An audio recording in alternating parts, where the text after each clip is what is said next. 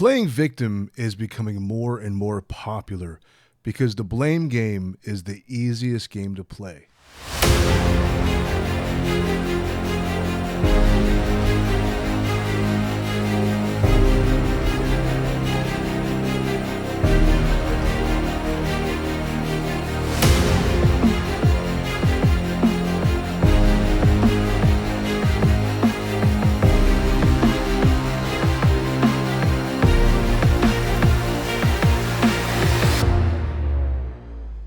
This is drspencercoaches. Today I'm going to talk to you about playing victim and why it's getting more and more popular. Because it's easier to point fingers and play victim. And why does this happen? Because the world is becoming more and more and more complex. It's getting confusing. There's so many warring viewpoints. And there are a lot of narcissistic bullies out there. A lot of power and control games are being played right now. And people feel like they're being used. They feel like they're being taken advantage of. But really, are they being taken advantage of? There's a saying in Zen Buddhism. I got hit by a truck. The truck freaking hit me. Oh yeah? Well, why did you let the truck hit you? You follow what I'm saying? Why were you standing in front of the truck to begin with? Why did you walk in front of a moving truck, or why didn't you move out of the way? So the sense of being a victim is the sense of having no choice. You don't have a choice. You're kind of stuck in this bad, precarious situation, and there's no way out. And you just feel powerless and helpless and hopeless. I come from this because I was abused when I was 4 and 5 years old. And I don't want to get too detailed. I don't want to trigger anybody. But, I come from having complex post-traumatic stress disorder and went through years of healing, different healing modalities, shamanic healing, psychologists, life coaching, yoga centers, yoga ashrams, and meditation. They all helped me, even hypnotherapy. And I can't say any one thing helped me above all else. But I will say what helps me process my emotions more than anything is yoga and meditation, sitting meditation. Because the feeling of victim is really an illusion. And hear me out here. The illusion that you don't have a choice. The illusion that it's still happening. The illusion that it will never end. That it will continue. You see, when something bad happens to you, the brain will remember it. It will remember it to avoid any future experience of it. So your brain is hardwired to protect yourself.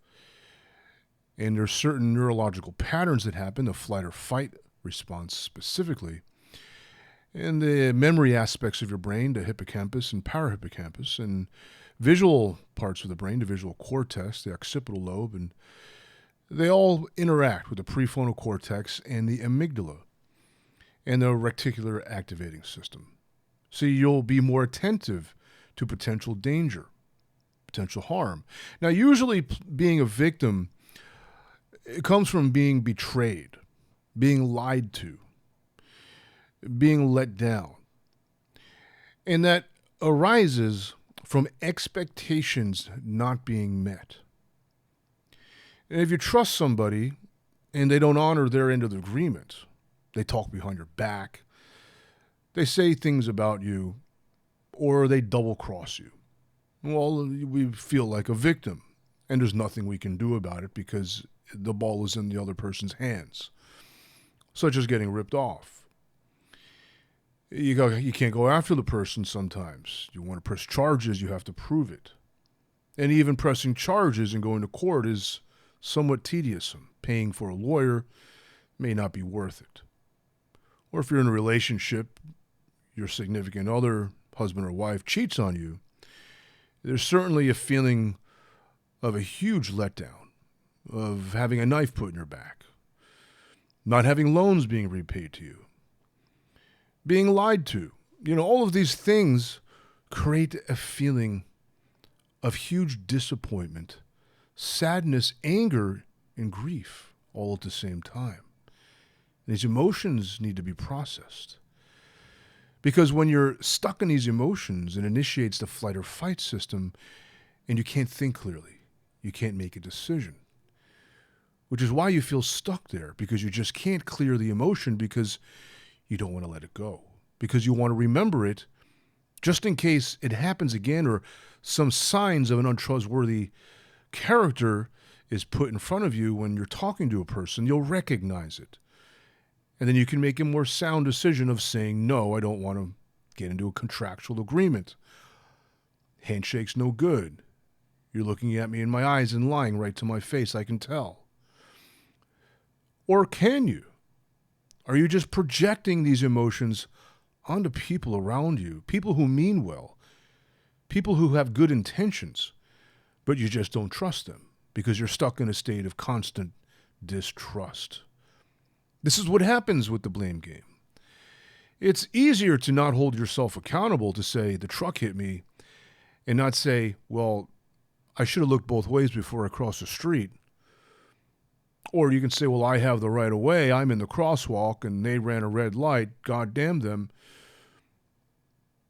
But still, I live in California, and here people have the right of way. You can literally walk in front of a car and it's their fault. But why would you do that? My cousin said to me, she was in a crosswalk. She lives in San Francisco, and she's about to use the crosswalk, and the car wasn't slowing down, and she had to stop, and she got really upset over it. I said, she goes, I have the right of way. I said, that's great. You have the right of way. But when you're in a wheelchair, in court and paralyzed for the rest of your life, yeah, sure, you have the right of way at the cost of your ability to walk. Easier just to take a step back and let the car go, because your body is not going to stop a 2-ton hunk of metal on 4 wheels. Common sense has to come into play here. And I'm not saying everybody is, lacks common sense in certain circumstances. You can certainly be conned. You can certainly be misled. People play a great game of creating the illusion that they're trustworthy and talk a great talk and then let you down. That happens, and it's almost impossible to tell sometimes. But you want resolution. You want justice. You want vindication. And when you can't get it, there's dissatisfaction. There's an unresolved anger. There's grief. There is this why. Why did it happen to me? Why did it happen at all? Why would a person do that? You start trying to wrap your head around it. In other words, you take these feelings and you make it worse. You create a huge story around it and get yourself worked up and get yourself upset. Unmet expectations are the biggest cause of upset because intentions are thwarted. Somebody, some circumstance just changed the whole dynamic of the agreement. Somebody didn't live up to their end of the bargain, meaning they didn't honor the contract. They didn't honor the word. Or there was a miscommunication, a misunderstanding, misinterpretation of a person's word, conversation, and intention. Some people are tricksters. They say things intentionally to make you think they mean something, knowing that it makes you believe it means something. But they leave something out, and they'll say, I never said, I never agreed to. Well, you sure did imply based upon the intonation of your voice. But they'll get out of it. Narcissists do this all the time. You got to watch out for them. They're so charismatic, so convincing because they believe in their own act, because they have to. So you got to watch out for those people. Sociopaths as well. There are some people who are just criminal-minded who enjoy making people suffer. And you can't tell because they could be witty, charming, and highly intelligent, where you may trust their competency. And then you realize they're just ripping you off. They didn't actually replace the roof. They didn't actually fix your car. They're charging you for more than what you brought your car in. Or you have that friend who isn't a real friend. Doesn't encourage you, wasn't there for you in your downtime. Seems like a lot of fun. I had a lot of these friends, these party friends. I used to party a lot in my younger days, and Most of the girls I dated were party girls and had a lot of troubled relationships as a result of that. I did not make wise choices. I own that now. But when I was younger, I was very upset. Pointed the finger, blamed all girls are like this. We make this overgeneral statement and assume everybody is like this. And it's not, it's not hard to do that. You pick 5 bad apples in a batch of 10. Well, 50% of them were bad. But did you see the signs? The apples had rot on it. It was brown. There was dents in it. Some of them had wormholes in it. Why did you pick that apple? You know what I mean? So when I was younger, I didn't recognize these behavioral patterns, these compulsive behavioral patterns. They're fun, but this is what happens in relationship. We often choose the fun ones because the good ones, the peaceful ones, the good-natured ones are boring, and we seek excitement. That's a big reason. Well, it's only my own compulsive desire for excitement is what made me have poor decisions. So I own up to that. And I grew and changed my values and make better choices. And that's what this is all about. Because when you just expect things, it comes from the push-button society mentality. The push-button society comes from the microwave ovens. The idea that you can just put something in, hit a few buttons, and voila, instant coffee, instant oatmeal, instant food. And then the computers came out, and then the cell phones, and then the iPads. Everything became instant. Just hit the app, and everything just is the way you want it. And if it isn't what you want, then you feel like a victim. There's that level of victimhood. Simply not getting what you want the way you want it, expecting the world to give you everything you want the way you want it, to take care of you and give you comfort all of the time, to make you feel, to coddle you all of the time. And that belief is really irrational. It doesn't make sense. Really, everyone is supposed to coddle you, make you feel safe and comfortable, give you pleasure all of the time. And if they don't, then goddamn them, really. We develop what's called tolerance as we get older, patience. We lower our expectations in the sense that we realize our expectations they're not real. They're childhood fantasies. They're adolescent. We learn to accept people for who they are as they are, limitations and all. You can't expect everyone to pay for you all the time. That's just irrational. You can't walk in front of a highway and expect all the cars to stop just for you. It's irrational. It's the same thing. So the sense of being a victim is really an illusion. Sure, bad things happen to good people. That's not to say you can't move on and learn from it. Learn from your mistakes. Learn that, there are some real criminal-minded sociopaths, narcissists out there. So don't get involved with them. Don't create a relationship with them. Don't get into agreement with such a person with that kind of character. You learn to read people's character. You learn to read their intentions. You learn to get to know people by testing them. Little tests to see if they're there for you. Little tests to see if you can trust them. Tell them something and see if they go spread it around. Make small commitments. See if they're on time. See if they can keep a secret. See if they're on time. See if they do what they say they're going to do. Do they consistently do what they say they're going to do? And are they consistently who they say they are? Are you consistently who you say you are? Are you doing what you say you're going to do? Integrity. You look for integrity, but you don't just look for it, you embody it yourself. And when you vibrate at the frequency of integrity, you can tell when someone isn't.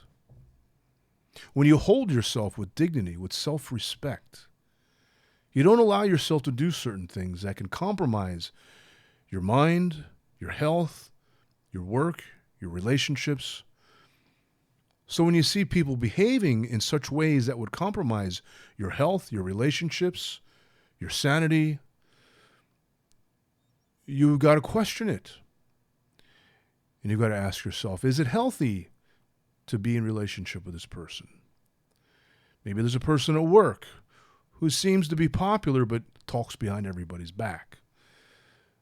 Do you want to really share anything with such a person?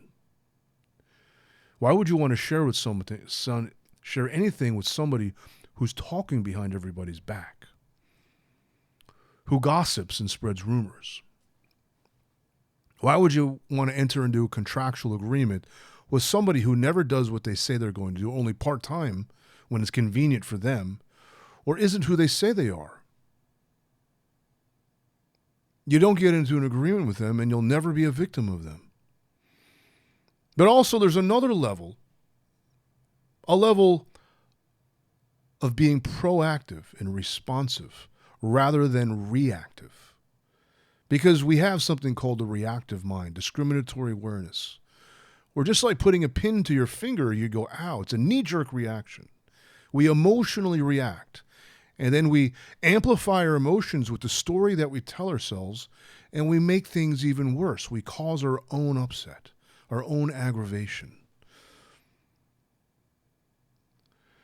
Rather than reacting, be proactive, responsive. When you respond appropriately to a situation, you're reading social cues. You're reading a person's character. You're listening for the tone and reading the body language. Not only what they're saying, how they're saying it, and the manner of which they're speaking, their body language. When you understand all these three levels, then you'll read a person's intention. You'll hear a certain shakiness in a person's voice, a certain slippery feeling about them. They're still trying to find themselves. They're unsure of themselves. So you just listen. You just be in communication, repeat back to them, make sure they feel acknowledged and heard, and you don't need to go any further than that. Doesn't mean you need to label everybody as bad, you're potentially harmful, I can't talk to you. Then you're just being paranoid.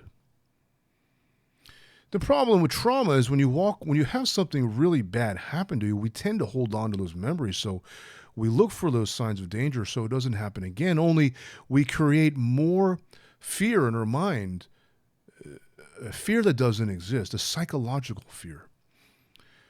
There's situational fear. If the building's on fire, you better look for that exit sign and run out of that building. If you're not running out of that building, there's something wrong with you. But it doesn't mean you never step foot into a building again. It doesn't mean you never sit around a campfire or never have a fireplace. If you become afraid of office buildings or afraid of fires, it's a psychological fear. If one person betrayed you, that doesn't mean every person is going to betray you. You can't assume the worst in everybody to protect yourself. You have to rely on your own ability to respond, your own skills. And this is a part of life. You grow up, you learn, you become wiser. If you're not getting wiser as you get older, there's something not right with you. If you're not learning from your mistakes, something is in your head that shouldn't be there. There's a mental block. It's usually a memory of a bad experience.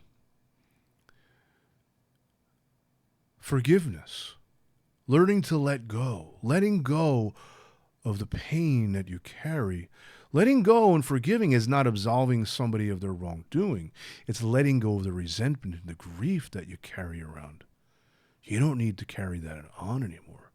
You don't need to walk around with that. It's only bringing you down.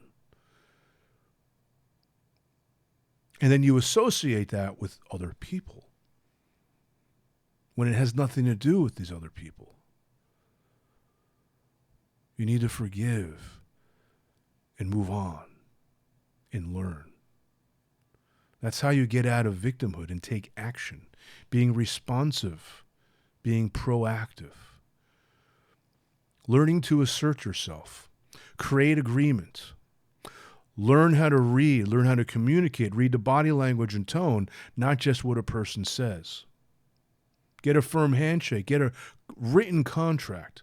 Look for consistency in a person's character. Look for consistency in their word. And when you see inconsistency, when you see a character that is compulsive, lies, gossips, you look for these character traits that deem them to be untrustworthy and don't enter into any kind of contractual agreement with them. Don't hope for the best, and I see the best in them. Girls do this with guys and try to change them. Guys do it with the helpless damsel in distress and try to change them. Well, she had a bad childhood. She had her father did this to her, and this was what happened to her. I just want to take care of her. And she turns out to be a head case because she can't handle all the pain inside of her and becomes emotionally abusive towards you.